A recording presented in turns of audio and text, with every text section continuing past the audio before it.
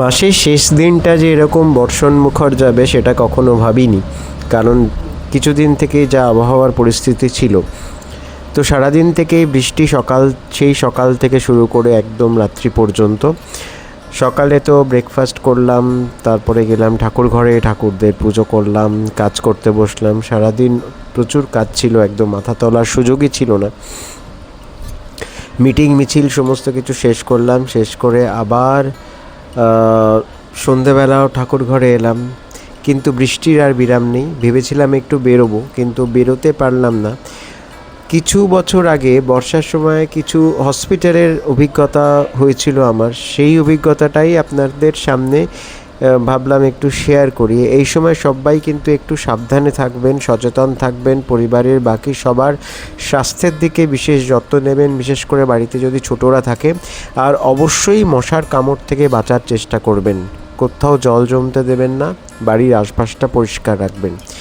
চলুন সেটা নিয়ে আজকে খানিকক্ষণ বকবক করি আপনাদের সঙ্গে। কী আর করবো, সারাদিন তো কথা বলার লোক খুঁজে পাই না, ফোনে যেখানে যতটুকু কথা হয়। এর মধ্যে আবার কালকে আমাকে বেরোতেও হবে, আমি একটুখানি কাকদ্বীপ যাব কালকে। তো এটা ছিল আমার আজকের ফ্রুট ব্রেকের ফলের সম্ভার। যখনই আকাশের দিকে তাকিয়েছি তখনই আজকে আকাশ ছিল মেঘলা। জানি না কালকে কি হবে, কালকে যদি এরকমই বৃষ্টি থাকে তাহলে যেতে তো বেশ খানিকটা অসুবিধেই হবে।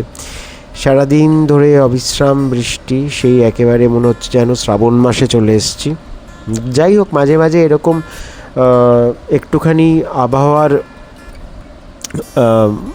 মাথা টাথা ঘুরে গেলে খারাপ হয় না। সন্ধ্যেবেলা যথারীতি ছিল আলুর চপ আর বেগুনি, সেই সঙ্গে সঙ্গে মুড়ি মাখা। সন্ধ্যেটা বেশ ভালোই কাটলো। আসুন তাহলে মুড়ি চা সহযোগে, তেলে ভাজা সহযোগে আড্ডা দিই। নমস্কার, আশা করছি সবাই ভালো আছেন, সুস্থ আছেন এই বর্ষায়। আজ তো সারাদিনই বৃষ্টি, সকাল থেকে টিপ টিপ টুপটাপ করে বৃষ্টি তো পড়ছেই। তো কখনো জোরে কখনো আস্তে। সন্ধ্যাবেলায় ভেবেছিলাম একটু বেরোবো, কিন্তু বিকেলের দিকে যেভাবে চারিদিকটা অন্ধকার করে এলো, তাতে মনে হলো যে রাস্তায় বেরোলে কিন্তু ভিজতে হতে পারে।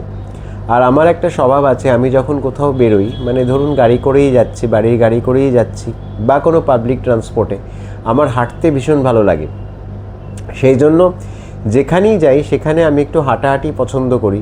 আর এই বৃষ্টির মধ্যে যেখানেই যাব সেখানে হয় ছাতা নিয়ে বেরোতে হবে, সেটা আমার একটা ভীষণ বাজে অভ্যেস আছে। আমি ছাতা নিয়ে কোথাও বেরোলে পরে আমি ছাতাটা অবধারিতভাবে হারিয়ে আসবো, আর সেই জন্য ছাতা নিয়ে আমি বেরোই না। আর পরের প্রসঙ্গটা হচ্ছে যে যেহেতু বৃষ্টির মধ্যে সেইভাবে হাঁটাহাঁটি করা যায় না, সেই জন্য আমার বেরোতেও ভালো লাগে না। অনেকেই বৃষ্টির মধ্যে বেড়াতে যেতে পছন্দ করেন, কিন্তু বৃষ্টির মধ্যে বেড়াতে গিয়ে করবেনটা কি? যদি বৃষ্টি নামে আপনাকে সেই ঘরের মধ্যেই বসে থাকতে হবে। যদিও সেরকম কোনো রিসর্ট বা কোনো হোমস্টেতে যদি গিয়ে আপনি ওঠেন, তাহলে হয়তো আশেপাশের প্রাকৃতিক পরিবেশটা আপনি এনজয় করতে পারবেন, কিন্তু সেটা কতক্ষণ এক জায়গায় বসে বসে এনজয় করা যায়? আপনি যদি বেরোতেই না পারেন তাহলে তো মুশকিল। আজকে কিছুক্ষণ আগে টিভি দেখতে দেখতে একটা বেশ চাঞ্চল্যকর খবর দেখলাম। সেটা হচ্ছে যে অভিষেক বন্দ্যোপাধ্যায়ের একটা ড্রিম প্রজেক্ট ছিল। হ্যাঁ, আমি তৃণমূলের অভিষেক বন্দ্যোপাধ্যায়ের কথা বলছি। ওনার একটা ড্রিম প্রজেক্ট ছিল সেবাশ্রয়, যেটা তিনি তার কেন্দ্র অর্থাৎ ডায়মন্ড হারবার কেন্দ্রে তিনি সেটা খুলেছিলেন। সেখানে কিন্তু আমি শুনেছি যে হাজার হাজার মানুষ চিকিৎসা পেয়েছিলেন, অনেকে উপকৃত হয়েছিলেন, আবার অনেকে কিন্তু কি বলবো, একটা হাতুড়ে চিকিৎসার সম্মুখীন হয়েছিলেন। কেন হয়েছিলেন সেটা এতদিন পর প্রকাশ্যে এলো। সেটা হচ্ছে ওইখানে যারা চিকিৎসা করতেন তাদের অধিকাংশই ছিলেন ছাত্র, তারা ঠিক পাশ করা ডাক্তার নন। সুতরাং সেখানে চিকিৎসা নিয়ে একটা গাফিলতি ছিলই, তা সত্ত্বেও লোকজন যেতেন। এটা যে কতখানি মারাত্মক, কতখানি বিপজ্জনক, সেটা তো এখন এই কি বলবো, এই ঘটনাটা সামনে আসার পর সেটা বোঝা যাচ্ছে। যাই হোক, সেসব ছাড়ুন। দুর্নীতি ধরার জন্য তো পুলিশ প্রশাসন রয়েছেন, সরকার রয়েছেন, সেদিকে আমাদের আপাতত চোখ না দিলেও চলবে। যেটার দিকে আমাদের দৃষ্টি দেওয়া প্রয়োজন সেটা হচ্ছে যে আমরা জানি এই শহরের বুকে কিছুদিনের মধ্যেই দাপিয়ে বেড়াবে ম্যালেরিয়া এবং ডেঙ্গি, এবং বহু মানুষ এতে প্রাণ হারান প্রতি বছর। সেই সঙ্গে সঙ্গে আরেকটা জিনিসও উঠে আসে, সেটা হচ্ছে সরকারি হাসপাতালগুলোতে সরকারি কিংবা বেসরকারি দুই তরফের হাসপাতালগুলোতেই কিন্তু বেডের সংখ্যা যা তার থেকেও রোগীর সংখ্যা অনেক বেশি হয়ে যায়। আমার এরকমও একটা অভিজ্ঞতা হয়েছিল যে যেখানে আমাদের বাড়ির সুস্মিতা ওর গলস্টোন অপারেশনের জন্য ভর্তি হয়েছিল, যেখানে ওর অবস্থাটা এমনই সিরিয়াস হয়ে গেছিলো যে অপারেশনটা ইমিডিয়েট করাতে হতো, কিন্তু তখন কোথাও সিট পাওয়া যাচ্ছিল না। ও যে চিকিৎসকের অধীনে ছিল সেই চিকিৎসক অবশেষে যে বেসরকারি হাসপাতালে ব্যবস্থা করে দিলেন, সেখানেও দেখা গেল যে একটা ঘরের মধ্যে 3-4 জন পেশেন্ট রয়েছে এবং সবাই ম্যালেরিয়া বা ডেঙ্গির পেশেন্ট।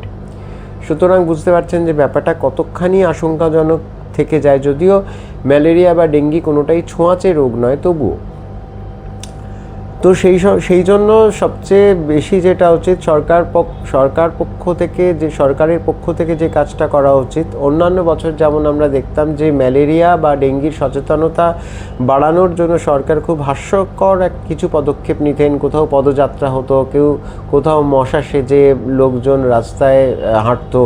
তো এইসব করার থেকে একটু দূরে থাকতে হবে। লোকের মনে পরিবেশ সচেতনতা বা পরিচ্ছন্নতার ব্যাপারে একটা সচেতনতা কিন্তু তৈরি করতে হবে। কেউ কোথাও জল জমতে দেবেন না। বাড়িতে কোথাও যদি জল জমে সেগুলোকে রেগুলার পরিষ্কার করুন। বিশেষ করে গাছের টব বা গাছের গোড়ায় যদি জল জমে সেগুলোকে রেগুলার পরিষ্কার করুন। আপনি যদি পাখির খাবারের জন্য কোনো জল রেখে থাকেন সেই জলটাও রেগুলার বদলান। পশু পাখির খাবার এর যে জায়গাটা, বাড়িতে যদি পোষ্য থাকে তাদের খাবার দাবারের যে জায়গাগুলো সেগুলো রেগুলার পরিষ্কার করুন। বাড়ির চারপাশটা রেগুলার পরিষ্কার করুন। যদি আগাছা জন্মায় বাড়ির চারপাশে সেগুলোকে পরিষ্কার করান, কারণ অনেক সময় কি হয়, কোনো নিচু জায়গায় যদি খুব আগাছা জন্মে যায় সেখানেও দেখা যায় যে জল জমছে এবং সেখান থেকেও কিন্তু মশার উপদ্রব হতে পারে। মশার উপদ্রব কমানোর জন্য বাড়িতে অবশ্যই এই সময় মশারির ব্যবহার করুন রাত্রিবেলা শোয়ার সময়। আর দিনের বেলাও যথেষ্ট সচেতন থাকুন যাতে আপনাকে মশা না কামড়ায়। এটা আমার ব্যক্তিগত অভিজ্ঞতা। আমি দেখেছি যে যখন গাড়িটা গ্যারেজের মধ্যে থাকে না, তার মধ্যে হঠাৎ করে যেন মশা কোথার থেকে আসে আমি জানি না, কিন্তু তার মধ্যে মশা পাওয়া যায়। অর্থাৎ গাড়িটা চলতে আরম্ভ করলে বোঝা যায় যে ভেতরে মশা ঘুরছে। তো সেই জন্য প্রত্যেক গাড়িতেও কিন্তু একটা করে ওই মশা মারার ওষুধ রেখে দেওয়া উচিত, যাতে গাড়িতে উঠে আপনি স্প্রে করে কিছুক্ষণ পর আপনি গাড়িতে বসতে পারেন এবং সেই সঙ্গে সঙ্গে মশার কামড় থেকে আপনি কিন্তু রেহাই পেতে পারেন। আরও একটা জিনিস আমাদের সরকারকে যেটা মাথায় রাখতে হবে সেটা হচ্ছে যে প্রত্যেকটা হাসপাতালে কিংবা স্বাস্থ্যকেন্দ্রগুলিতে যেন ডেঙ্গি বা ম্যালেরিয়ার যে কিট সেটা যেন থাকে, অর্থাৎ পর্যাপ্ত পরিমাণে যেন ওষুধপত্র থাকে। সেই সঙ্গে গ্রামের দিকেও তো আর একটা উপদ্রব, সেটা হচ্ছে সাপের উপদ্রব। সর্পাঘাতে প্রচুর মানুষ পশ্চিমবঙ্গে মারা যান। সেই বিষয়ে কিন্তু আমি সরকারের দৃষ্টি আকর্ষণ করছি যাতে এই প্রাণহানিটা ঠেকানো যায়, অর্থাৎ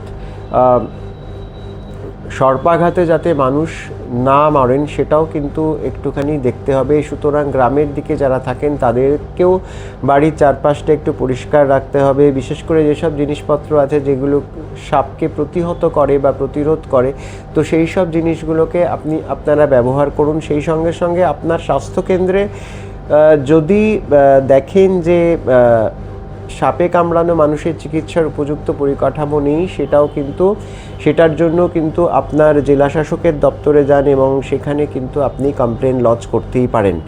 সুতরাং বুঝতেই পারছেন যে এই দিনগুলো আমাদের কাছে কতখানি বিপজ্জনক। সবাই সাবধানে থাকুন, সচেতন থাকুন এবং বিশ্বস্তভাবে নিজের যত্ন নিন।